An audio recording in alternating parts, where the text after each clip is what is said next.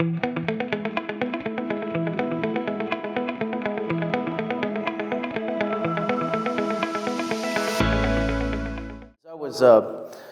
I was looking at this text, which is really just another beautiful picture of God's grace,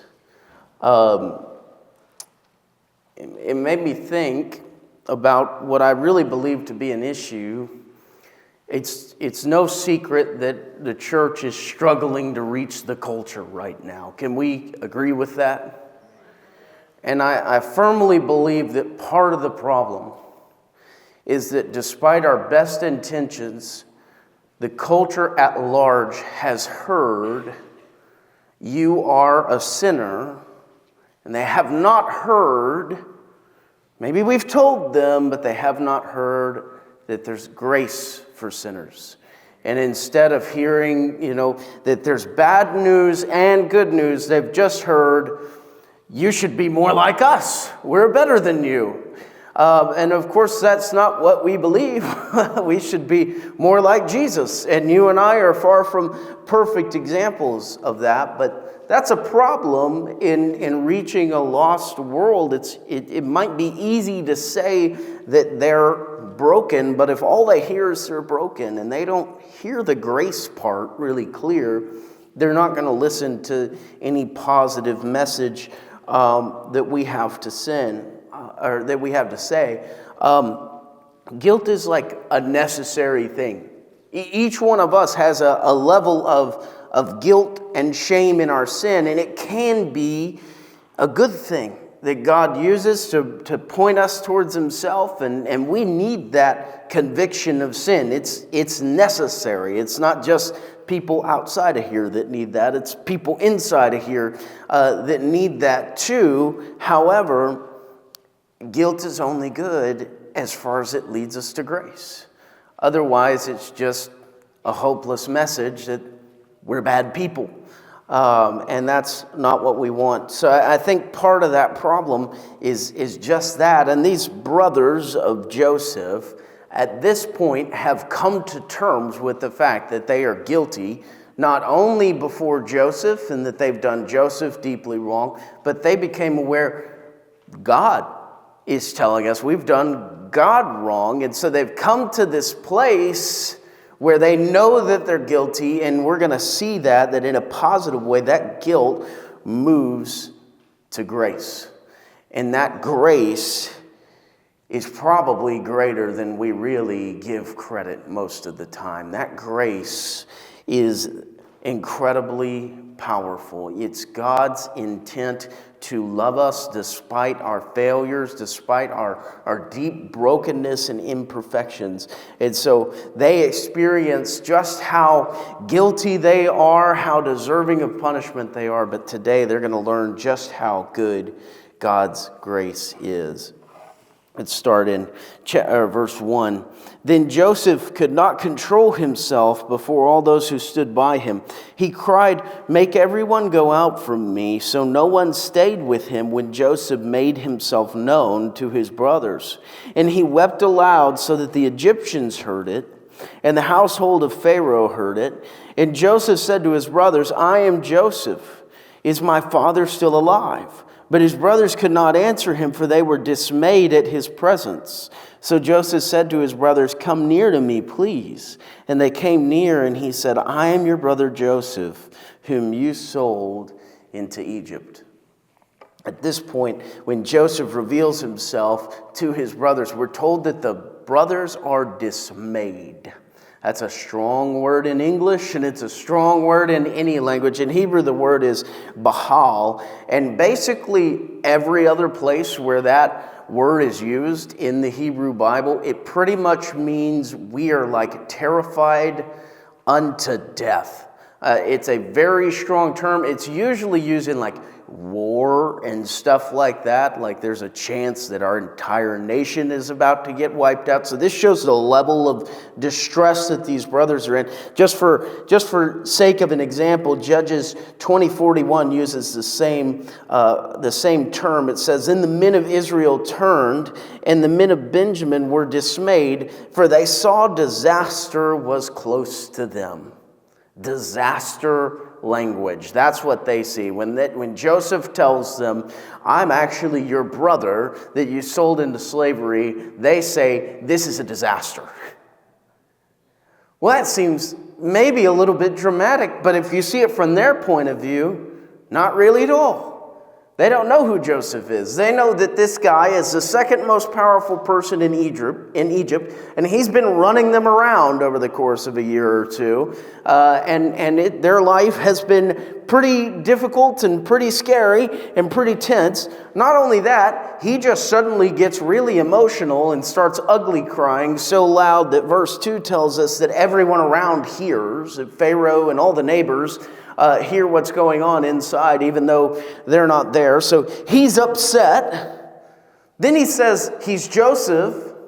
And not only does he know the name of their brother, Joseph, that they never told him, he also says, you sold me into slavery, which they did not tell him. So this actually is Joseph, who is miraculously suddenly speaking Hebrew and has needed an interpreter to this point. So they're like, oh gosh, this really is our brother.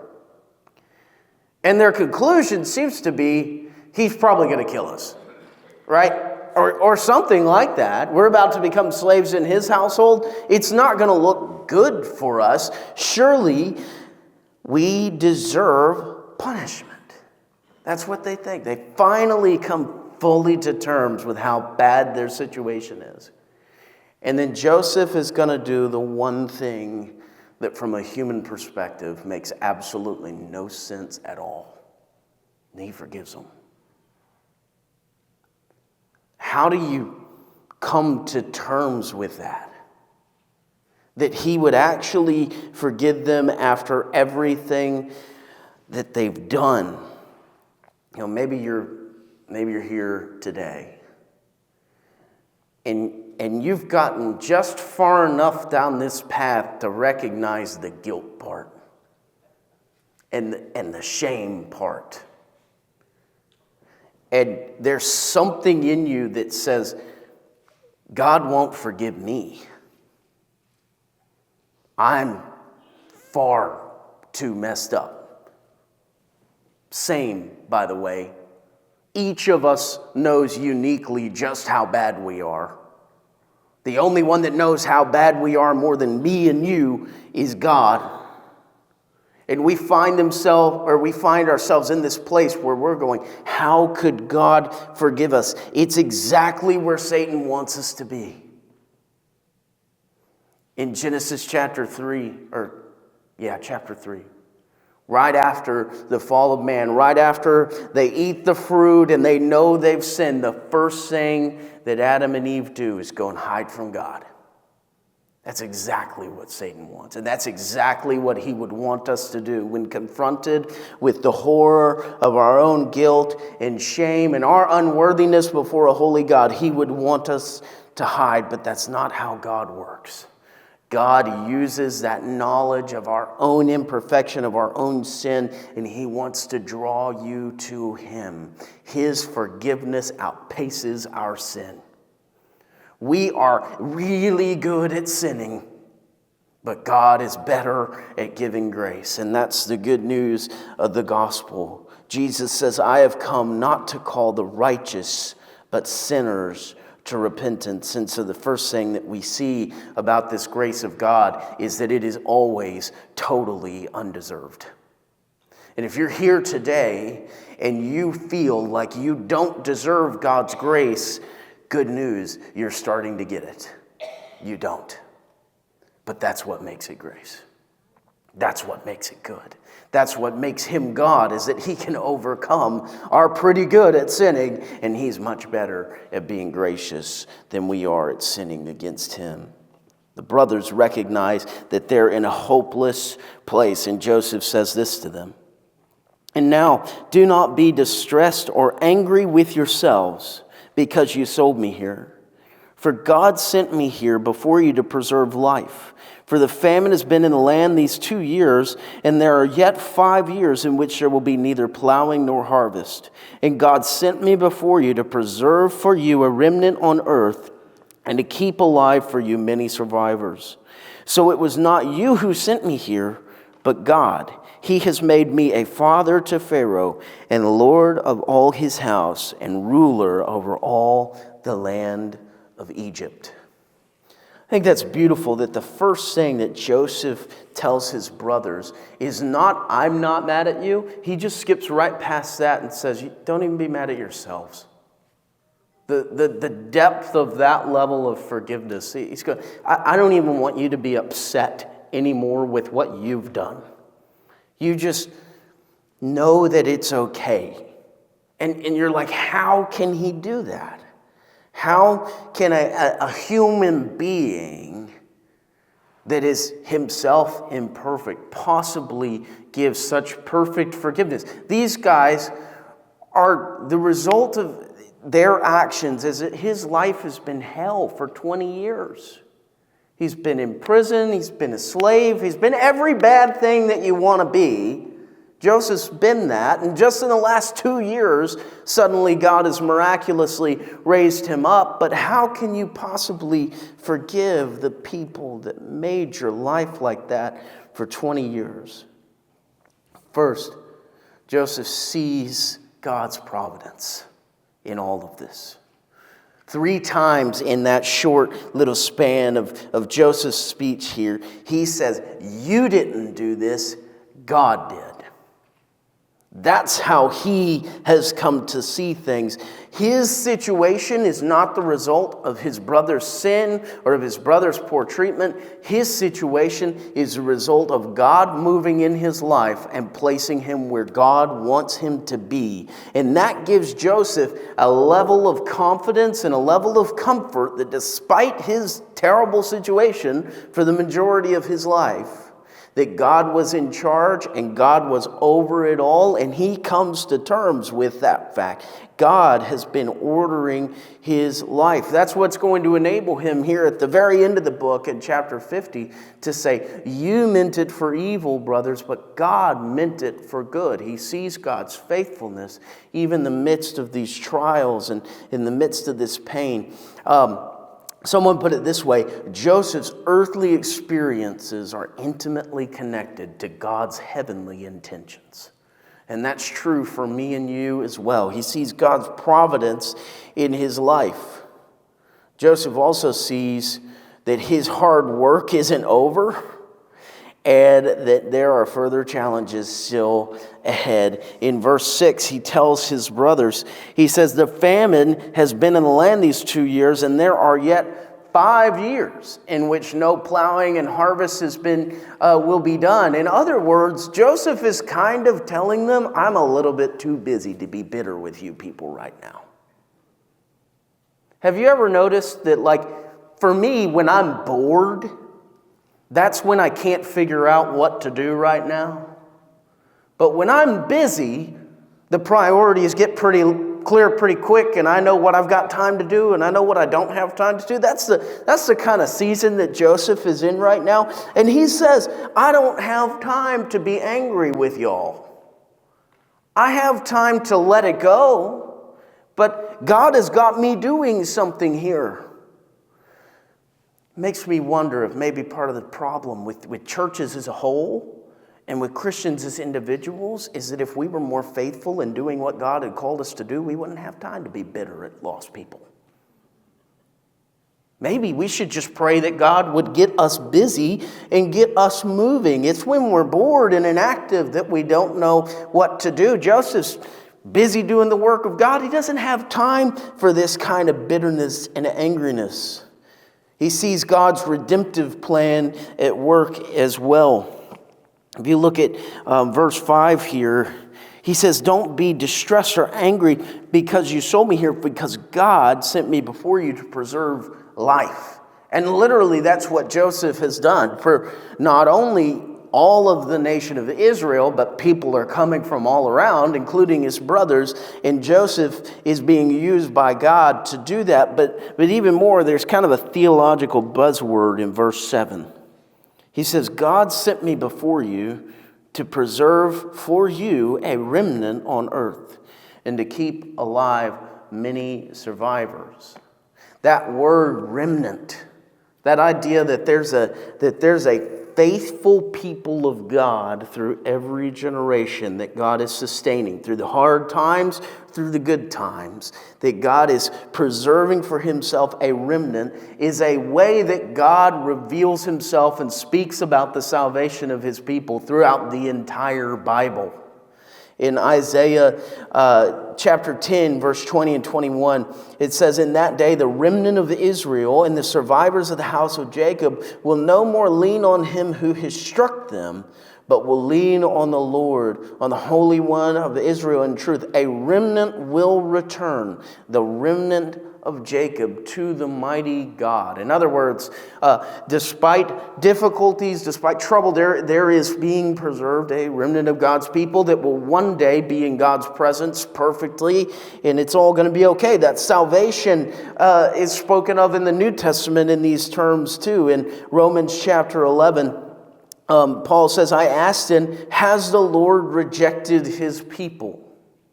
And by that he means Israel in both a literal sense and, I believe, a spiritual sense, that anybody who believes in Christ is now made part of God's people. That's what Galatians tells us. He says, "Has God rejected his people? By no means. For I myself am an Israelite, a descendant of Abraham, and a member of the tribe of Benjamin. God has not rejected his people whom he foreknew. So too, at the present time, there is a remnant chosen by grace." This language, so what Joseph is in tune with is that God had good intentions to save people through him. He says that makes it okay. That makes it worth it.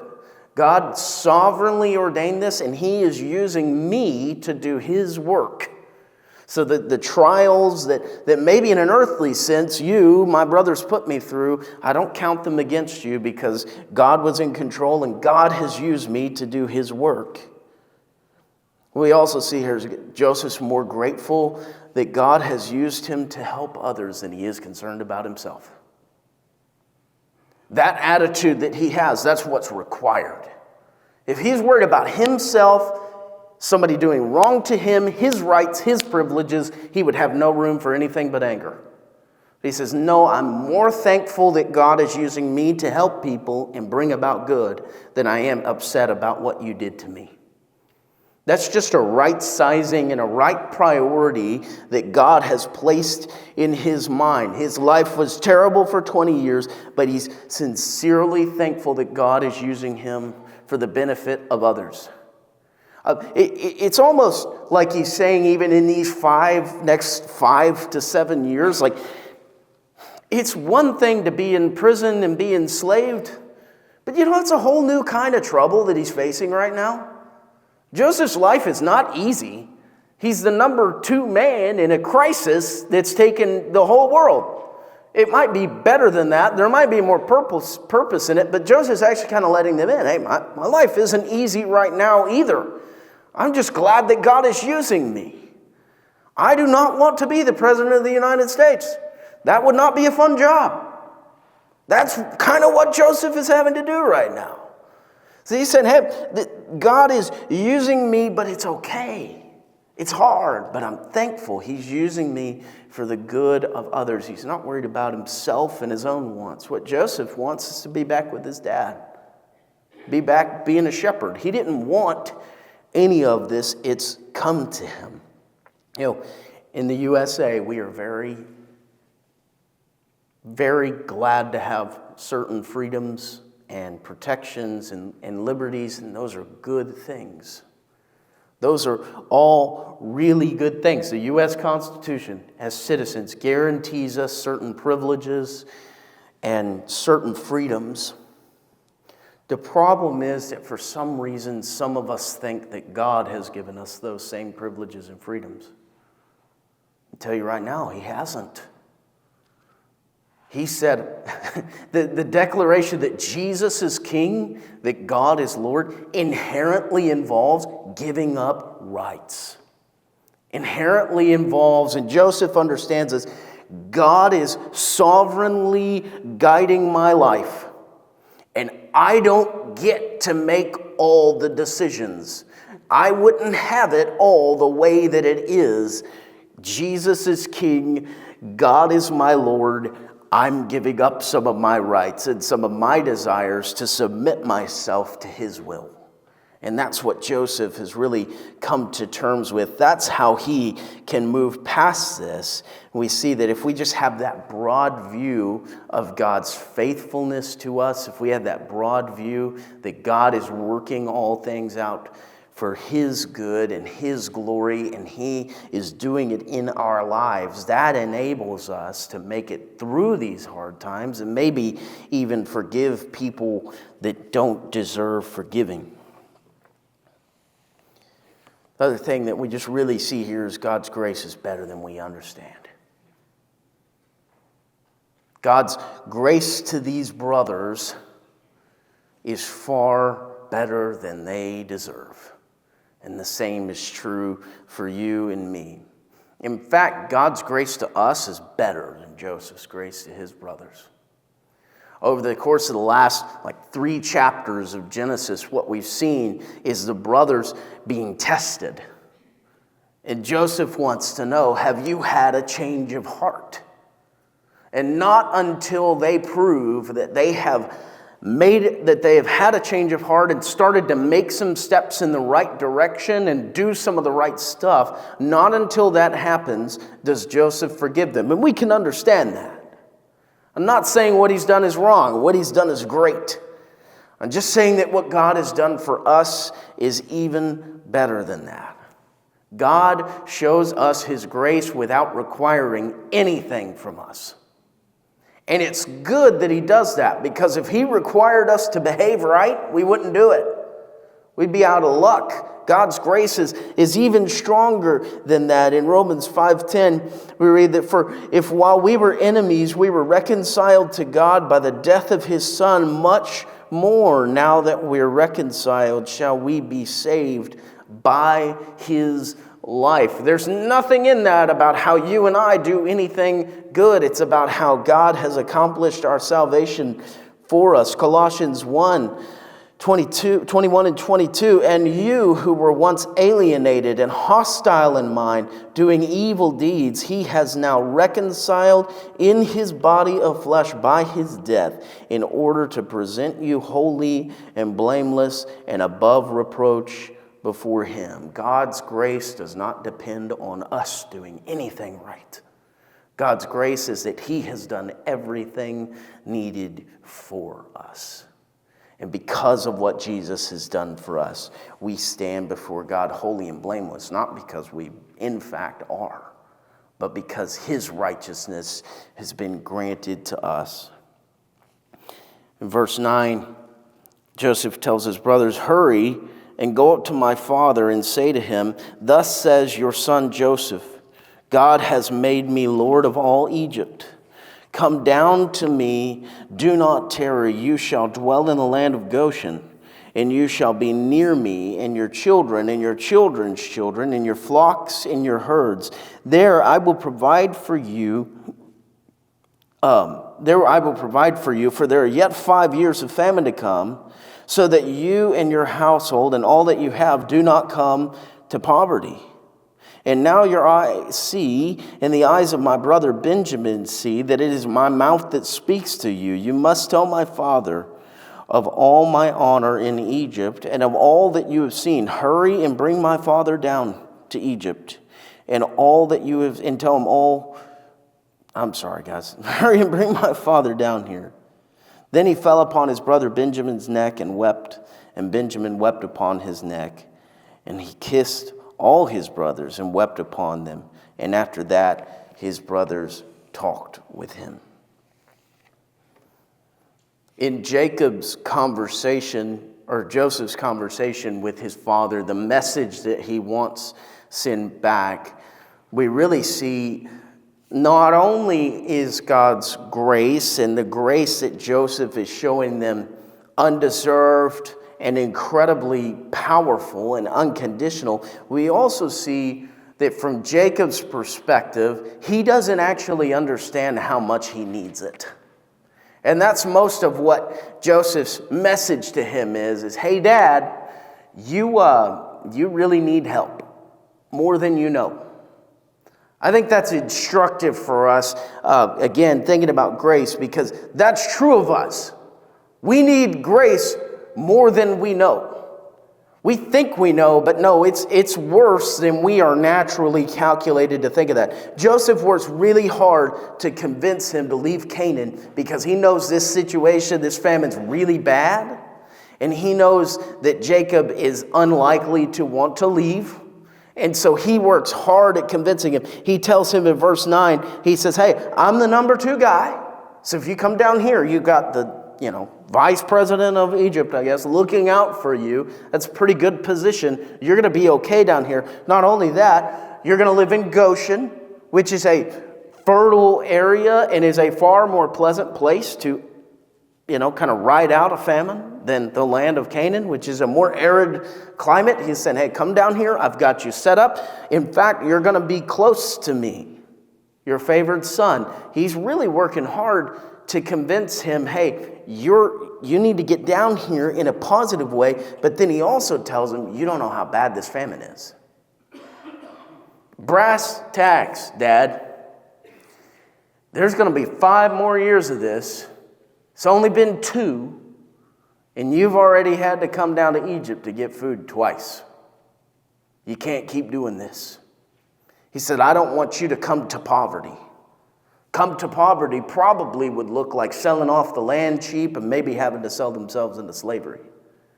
So I don't want you to do that. I remember back in 2008, I wasn't old enough to own property then, but some of you were, and some of you had a really hard time in 2008 because suddenly you found the house you lived in was worth about half of what it once was.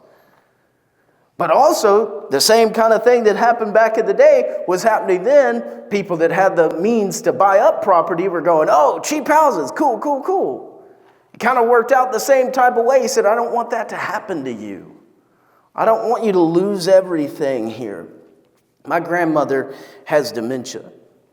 And over the last about 3 years, we've watched it get progressively worse. And in the last about 6 months, there's been a trigger event that has really, really made it bad.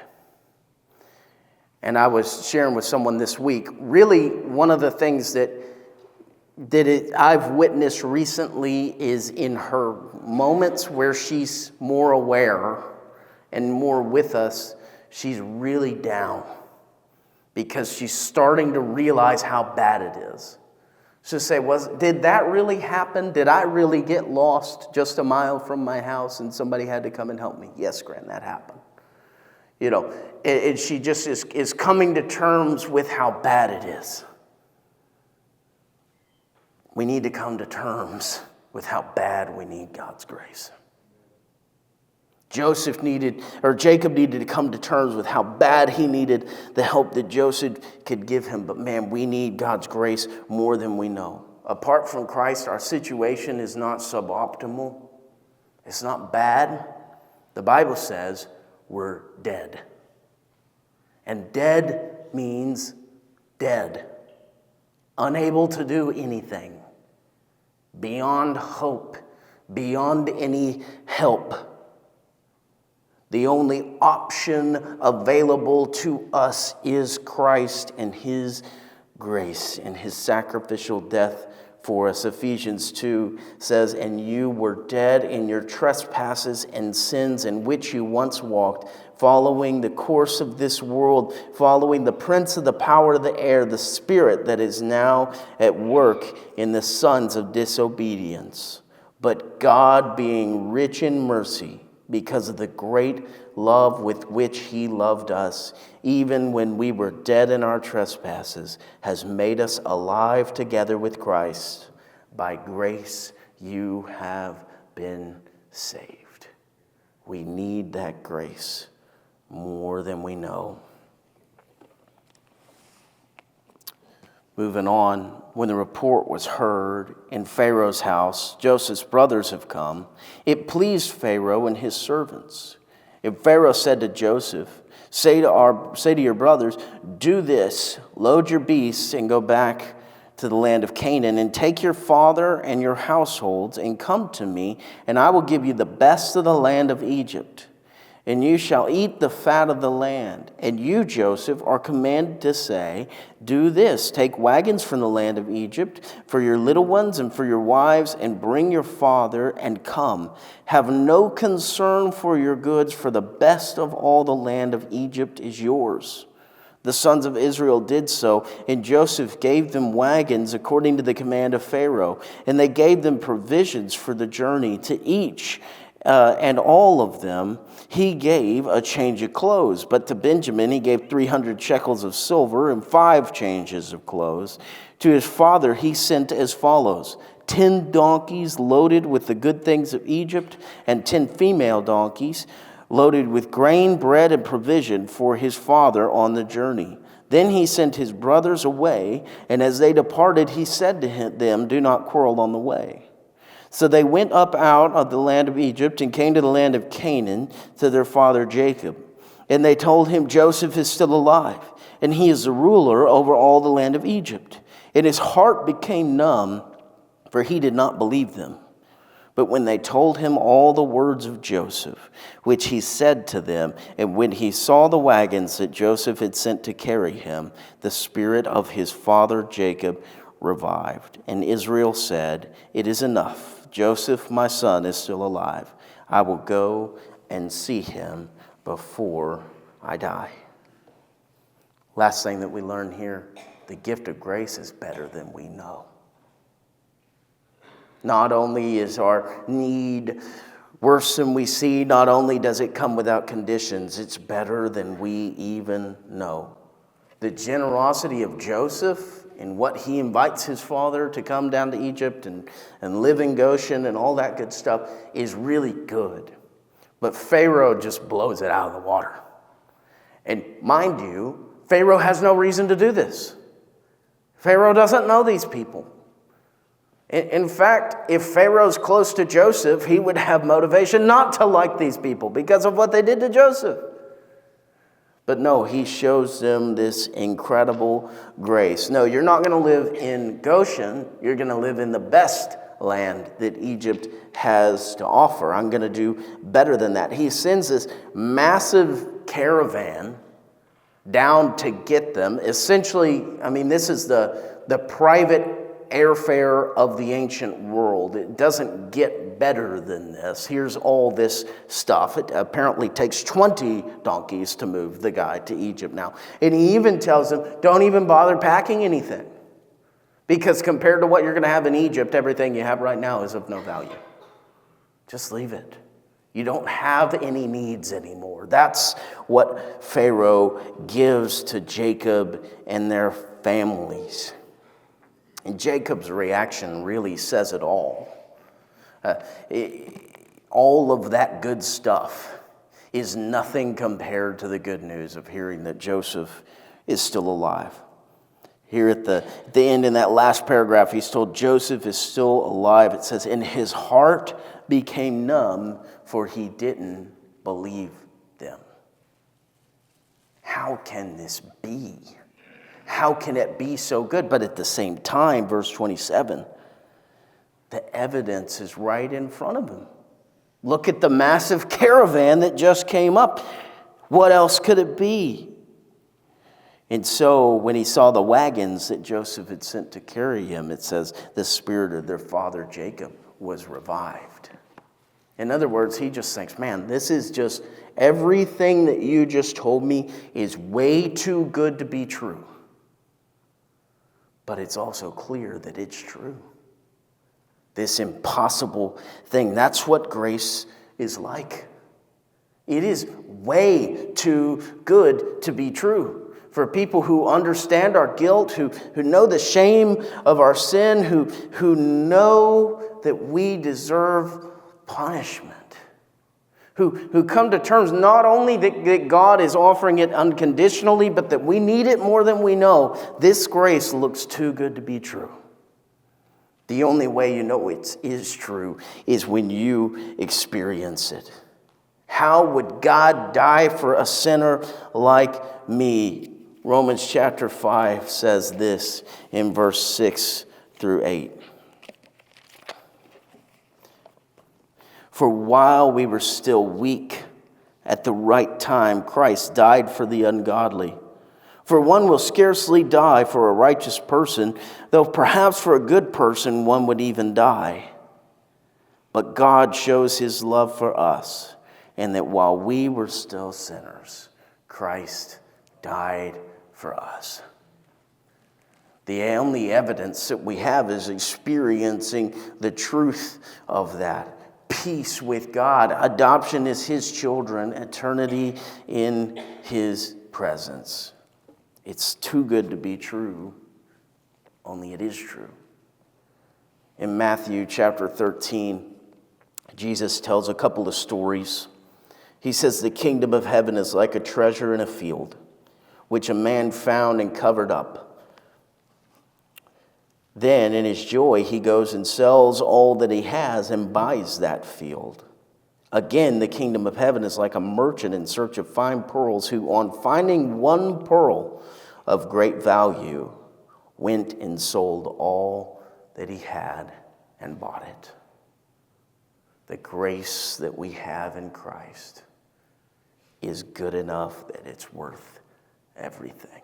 It's truly too good to be true. My question for you this morning, do you have that treasure? Have you experienced God's grace? And if you're here today and you have, then why do we so often act like we haven't? I think that's just something we need to think about. Ephesians 4:32, Paul commands the church to be kind to one another, tenderhearted, forgiving one another as Christ has forgiven you. But we often harbor unforgiveness as if we haven't received his forgiveness ourselves. Why is that? What is causing our hearts to be hard in that way? We get bitter and angry and lack the joy of the Lord as if we're not people that have received his grace. Let's think about that. If we've received his grace, if we've got this treasure that's more valuable than anything, why do we so frequently act like that isn't true? What's gone wrong in our hearts? What do we need to learn from Joseph in the way that he can forgive his brothers that would make us more like the people that God has called us to be, people who have received forgiveness and can forgive in turn? And if you haven't received that treasure is found in Jesus and only there. If you feel unworthy, understand you're just now starting to get it. You are unworthy. We're all unworthy. But in reality, we're worthy because God has said so. We're not defined by how we feel about our past failures. We're defined by the fact that Jesus decided we were worth dying for. That's the grace that he has for you. God shows his love for us, and that while we were yet sinners, Christ died for us. And if you've never trusted in Jesus, know that you can trust in that God today. Let's pray.